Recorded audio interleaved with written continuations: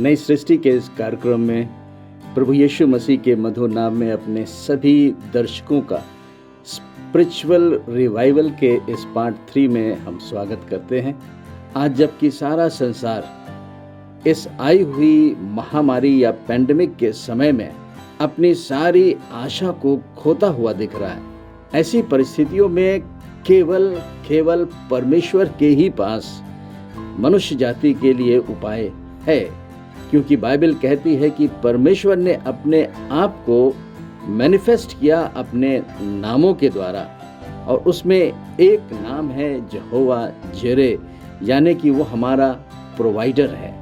वो ना केवल हमारी संसार की आवश्यकताओं को पूरा करता है, ना केवल हमारी आर्थिक ज़रूरतों को वो पूरा करता है, लेकिन इस महामारी के समय में आज संसार को इस यहोवा जिरे की आवश्यकता है, जो कि प्रोवाइडर है। उसी के पास जीवन है और वही संसार को जीवन दे सकता है। इसलिए हमारी आशा जो है वो परमेश्वर पे होनी चाहिए, क्योंकि उसने अपने आप को यहोवा राफा बताया है, जिसका मतलब है कि वो चंगा करने वाला परमेश्वर है। आज के इस नई वाचा के समय में स्वयं सृष्टिकर्ता यानी कि मसीह यीशु बन के इस संसार में आ गया, और उसने मानवता के इतिहास में अपने कार्यों के द्वारा परमेश्वर की महिमा को ऐसे प्रकट की कि हर एक संसार में पाए जाने वाला किसी भी धर्म या किसी भी जाति का हो, वो प्रभु यीशु मसीह के द्वारा परमेश्वर के पास आ सकता है और उसके द्वारा दी गई हुई उन आशीषों को भी पा सकता है। इन आशीषों को पाने का केवल एक ही साधन है, एक ही तपस्या है, और वो साधन है विश्वास का। क्योंकि आज ना तो संसार में हमारा इंटेलेक्ट काम आया, ना धन दौलत, ना रुपया पैसा काम आया, लेकिन केवल वो विश्वास जो परमेश्वर की ओर से मनुष्य जाति को एक दान के रूप में दिया जाता है, जिस विश्वास की कोई कीमत नहीं है, उस विश्वास के साधन से हम प्रभु यीशु मसीह के द्वारा परमेश्वर के पास आ सकते हैं। प्रिय भाइयों और बहनों, आज का समय जो है वो संसार में एक प्रकार से आपको चुनौती दे रहा है, और ये चुनौती है कि प्रभु यीशु मसीह के अलावा संसार में मानव जाति के पास बचने का कोई भी उपाय नहीं है। ये एक कटु सत्य हो सकता है, लेकिन ये सत्य आपको हर एक प्रकार की बंधुआई से मुक्त करने की सामर्थ्य रखता है। इसलिए यीशु मसीह पर विश्वास करें कि वो आपके पापों के लिए क्रूस पर बलिदान हुआ, वो मारा गया, गाड़ा गया, लेकिन तीसरे दिन उसने मौत के बंधन को तोड़ दिया, और जब मर के जिंदा हुआ तो उसने कहा, देखो मैं मर गया था लेकिन अब मैं जीवित हूँ। अधलोक और मृत्यु की चाबियां मेरे पास है। इतना बड़ा जीवन का एश्योरेंस आज तक संसार के इतिहास में किसी ने नहीं दिया, जैसा कि प्रभु यीशु मसीह ने घोषणा कर दिया कि मैं इसलिए आया कि तुम्हें जीवन दूं और बहुतायत का जीवन दूं। परख कर देखें कि प्रभु यीशु मसीह कितना भला है, और इस यीशु मसीह के क्रूस की सच्चाई को अपनी आत्मा में विश्वास करने के बाद, प्रतीत करने के बाद, उसे अपने मुंह से जब आप अंगीकार करेंगे, घोषणा करेंगे इस बात की कि वो प्रभु यीशु मसीह आपका मुक्तिदाता है और आपका प्रभु है, 100% आपके जीवन में परमेश्वर के द्वारा उद्धार का काम पूरा हो जाएगा। हालेलुया। तो आजकल हम लोग इस अंधकार के समय में, जहां संसार ने अपनी सारी आशा को खो दिया है, ऐसी परिस्थितियों में हम स्पिरिचुअल रिवाइवल की बातचीत कर रहे हैं, क्योंकि स्पिरिचुअल रिवाइवल आने वाला है, और इस स्पिरिचुअल रिवाइवल यानी कि आत्मिक जागरण के द्वारा ही सारी मानव जाति का इस बड़ी महामारी से एक बचाव संभव है। और इसके साथ ही वो सारी घटनाएं जो पवित्र बाइबल में बताई गई हैं कि अंत के समय में ऐसी ऐसी घटनाएं होंगी, उन घटनाओं में एक जो सबसे बड़ी घटना घटने वाली है, और इस घटना के द्वारा संसार में एक हाहाकार मच जाएगा। जिस घटना को बाइबल के अनुसार रैप्चर कहते हैं, यानी कि उठा लिया जाना या पकड़ लिया जाना। ठीक उसी प्रकार से जैसा यीशु मसीह मुर्दों में से जब जी उठा तो वो बादलों के द्वारा उठा लिया गया शरीर में, हाड़ और मांस में। और ये घटना बहुत ही निकट समय में घटने वाली है, लेकिन इस घटना में प्रभु यीशु मसीह अपनी उस कलीसिया को या अपने विश्वासियों की मंडली को उठाएगा। और इसीलिए प्रभु यीशु मसीह इस अंत के समय में एक बड़ी आत्मिक बेदारी को भेजेगा। पवित्र आत्मा के outpouring of the Holy spirit होगी और वो भी ग्लोबल होगी। आज जो लोग परमेश्वर के इस बड़े आत्मिक जागरण के लिए अपने आप को तैयार कर रहे हैं, वो मंडलियां जो आज परमेश्वर का भय में नहीं है लेकिन अपने जीवन को पूरे तरीके से परमेश्वर के हाथों में समर्पित कर रही हैं, कि उसमें पाए जाने वाला हर एक विश्वासी पवित्र आत्मा के अनुभव को पाए। क्योंकि इसी पवित्र आत्मा के भरे जाने के द्वारा, इसी पवित्र आत्मा के कार्यों के द्वारा एक बहुत बड़ा आत्मिक रिवाइवल आएगा, एक जागृति आएगी जो कि संसार के माहौल को बदल देगी। इस सीरीज में हम लोग इन्हीं कुछ बातों का अध्ययन करके देख रहे हैं कि आखिर ये आत्मिक रिवाइवल मनुष्य के जीवन में क्या क्या प्रभाव लेकर आएगा और कहां से इसकी शुरुआत हुई है। आजकल हम लोग इन बातों का अध्ययन कर रहे हैं। पिछले भाग में हम लोग ने स्पिरिचुअल रिवाइवल की इस शुरुआत को डे ऑफ पेंटिकोस्ट में देखा था, लेकिन आज हम लोग उस पेंटिकोस्ट से पहले प्रभु यीशु मसीह के द्वारा और यूहन्ना बपतिस्मा देने वाले के द्वारा कही हुई उन भविष्यवाणियों के द्वारा भी उन बातों को समझेंगे कि आखिर कोई भी घटनाएं जो वचन में लिखी गई हैं वो यूं ही नहीं घट जाती हैं।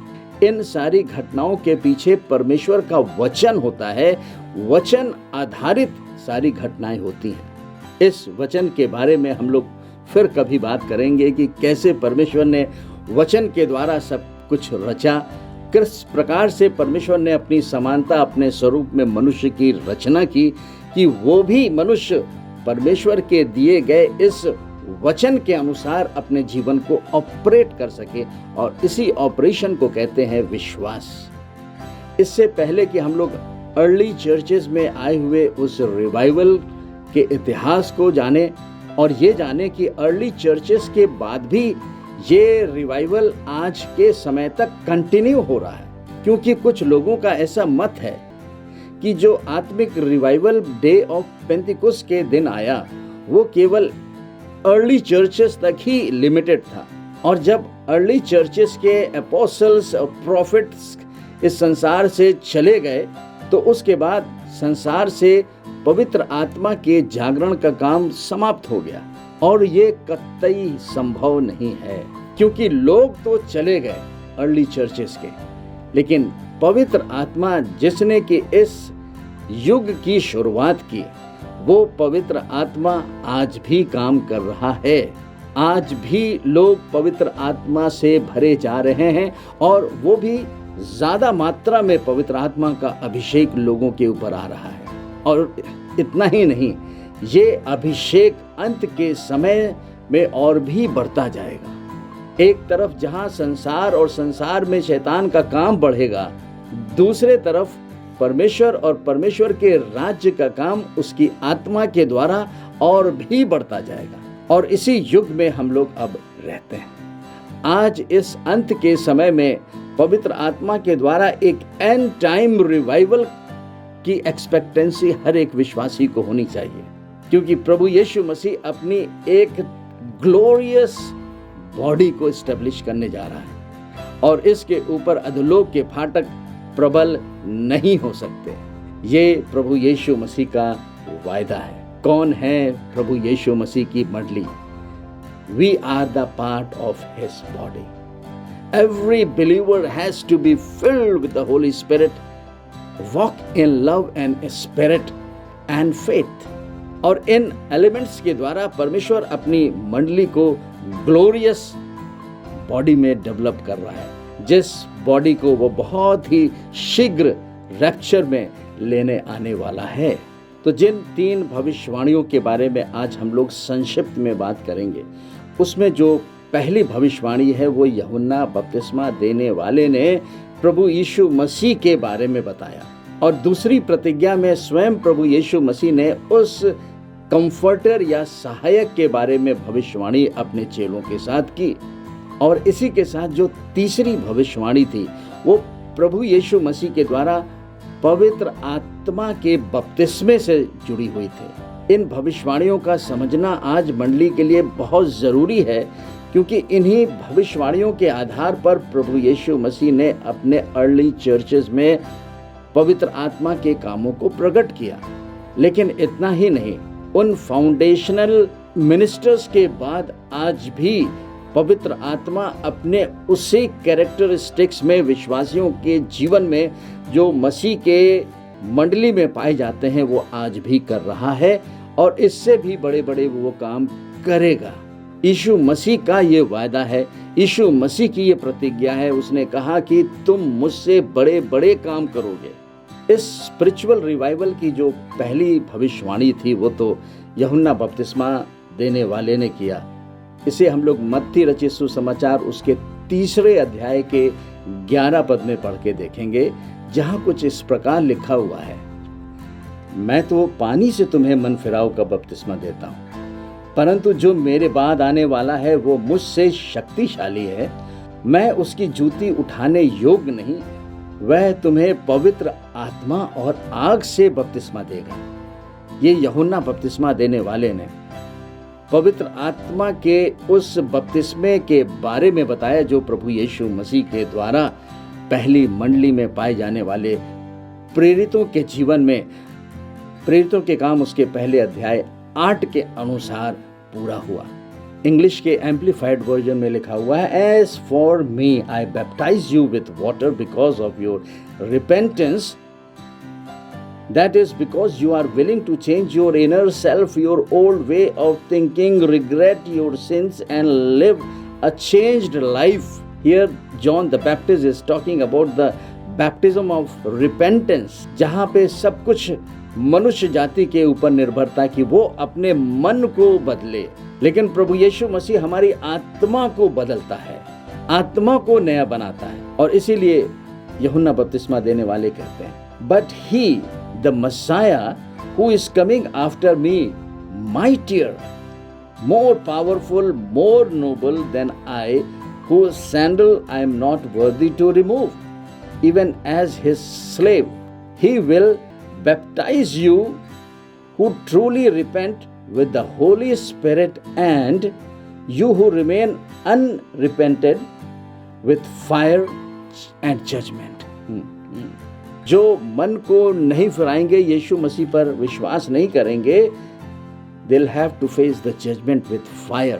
और ये संकेत यूहन्ना बपतिस्मा देने वाले प्रभु यीशु मसीह की ओर कर रहे हैं। और इसके बारे में हम लोग मरकुस रचित सुसमाचार उसके पहले अध्याय के 8वें पद में, और लूका के 3 अध्याय के 16 पद, और यूहन्ना के पहले अध्याय के 33 पदों में जाके देख सकते हैं और पढ़ सकते हैं। और ये सारे वचन जो थे वो यूहन्ना बपतिस्मा देने वाले के मुख से निकले एक प्रकार से वो भविष्यवाणियां थीं जो पवित्र आत्मा और उसके बपतिस्मे से संबंधित, जो प्रभु यीशु मसीह के द्वारा इस संसार में आने वाला था, उससे जुड़ी हुई थी। इन वचनों से हम लोग कंक्लूड कर सकते हैं कि प्रभु यीशु मसीह की 3.5 साल की सेवकाई के बाद जो सेवकाई आज के युग में पवित्र आत्मा के द्वारा आनी थी, उस युग में हम लोग रहते हैं।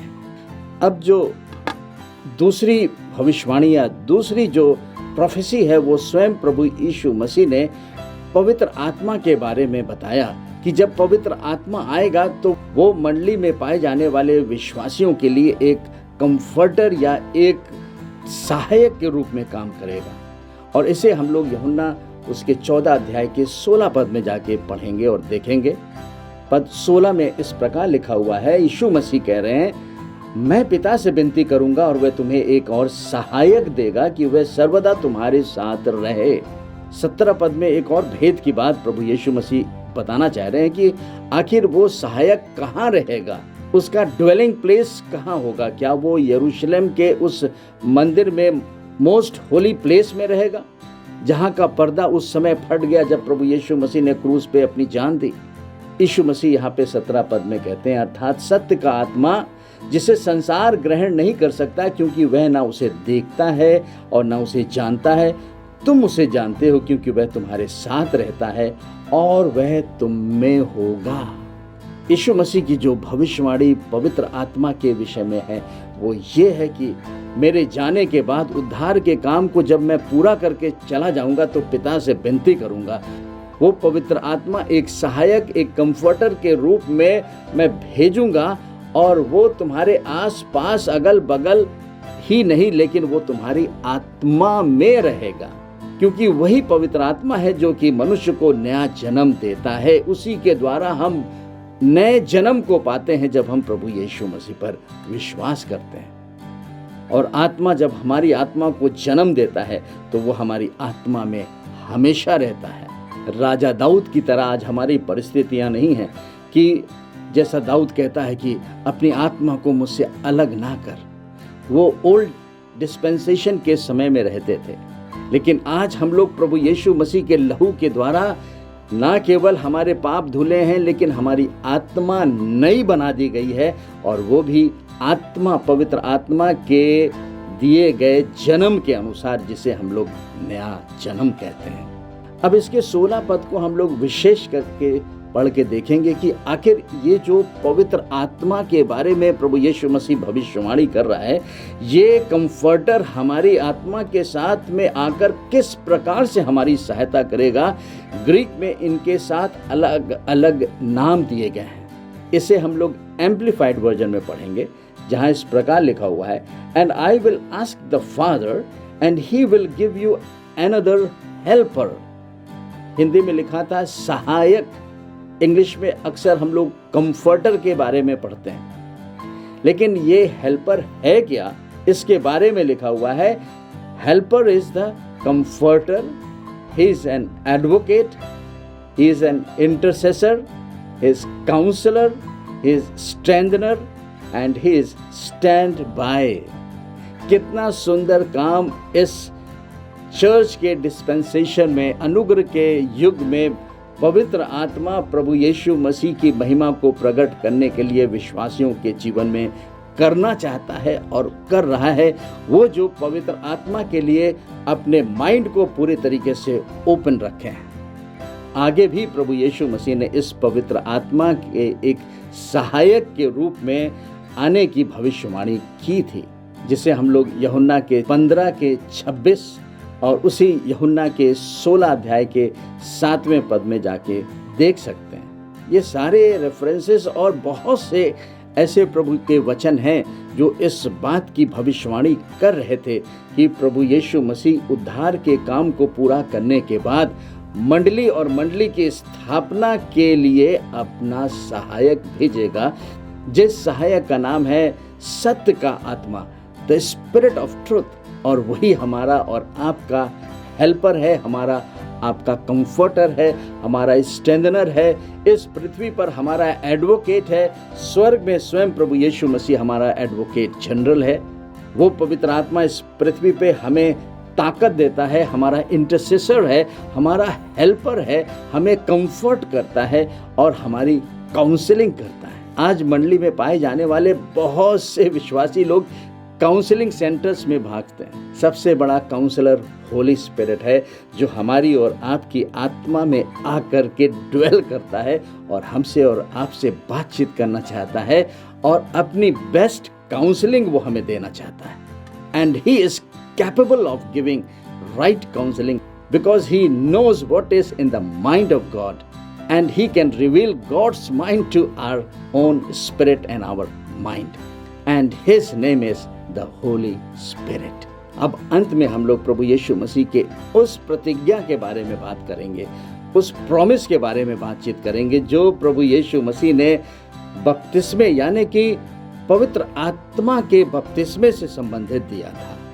पिछले भाग में भी हम लोग ने जाके प्रेरितों के काम उसके पहले अध्याय को पढ़ा और देखा कि 40वें दिन तक, जब तक प्रभु यीशु मसीह इस पृथ्वी पर मुर्दों में से जिंदा होने के बाद चलते फिरते थे, तो उन्होंने पवित्र आत्मा की सामर्थ्य के द्वारा, पवित्र आत्मा की सहायता के द्वारा ही परमेश्वर के राज्य की बातों को करता रहा।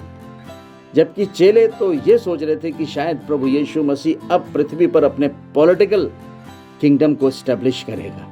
वो समय आने वाला है, वो मिलेनियम में हम लोग एंटर करने वाले हैं। लेकिन यहाँ पर प्रभु यीशु मसीह प्रेरितों के काम उसके पहले अध्याय में 5 पद से 8 पद तक जब आप पढ़ के देखते हैं, तो वहाँ पर प्रभु यीशु मसीह उन बातों की प्रतिज्ञा कर रहे हैं जिन बातों का संबंध पवित्र आत्मा के बपतिस्मे से होता है। क्योंकि विश्वास करते समय तो पवित्र आत्मा एक विश्वासी के अंदर आकर के रहता है।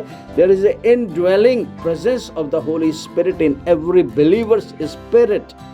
लेकिन उस विश्वासी को परमेश्वर के राज्य की सेवा करने के लिए प्रभु यीशु मसीह एक दूसरी प्रतिज्ञा को दे रहे हैं। वो कह रहे हैं कि देखो, तुम ठहरे रहना जब तक कि पवित्र आत्मा तुम पर ना उतरे।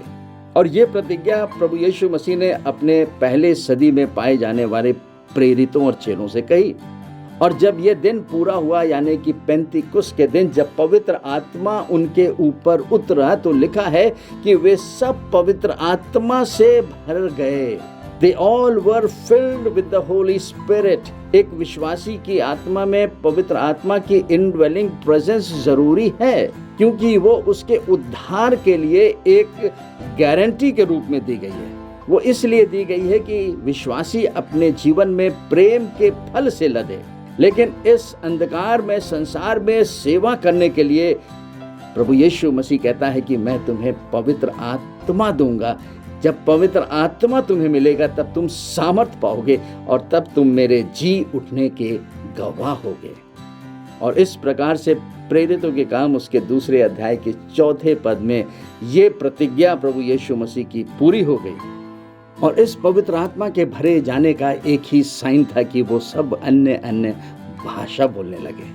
और इस प्रकार से पहली मंडली के द्वारा इस संसार में एक आत्मिक रिवाइवल की शुरुआत हो गई। आज भी प्रभु यीशु मसीह मंडली में अपने विश्वासियों को पवित्र आत्मा के बपतिस्मे को देना चाहता है। हो सकता है कि आपने प्रभु यीशु मसीह पर विश्वास कर लिया है, लेकिन अभी तक सुसमाचार के सामर्थ की सेवकाई को आप नहीं कर पा रहे हैं। तो इसका मतलब है कि आपको पवित्र आत्मा चाहिए, और पवित्र आत्मा मिलेगा तब आप सामर्थ पाएंगे, और सामर्थ पाएंगे तो पवित्र आत्मा के वरदान आपके जीवन से ऑपरेट होना शुरू हो जाएंगे। आइए हम प्रार्थना करें। हमारे जीवित दयालु पिता, हम धन्यवाद करते हैं कि उन तमाम वरदानों को आपने अपनी मंडली के लिए दे रखा है, जो आज अंत के समय में तू चाहता है कि हर एक मंडली में पाए जाने वाले विश्वासियों के जीवन से वो सामर्थ्य के काम हो, और जिससे कि अंधकार और अंधकार के काम का नाश हो। हमारी विनती और प्रार्थना है प्रभु यीशु मसीह के नाम से कि हर एक जो इस वचन को सुनता है, विश्वास करता है, that they may all be filled with the power of the Holy Spirit, they may receive the baptism of the Holy Spirit, and your Spirit may operate in their life, through their lives, for your glory. In the name of Jesus, I ask this prayer. Amen.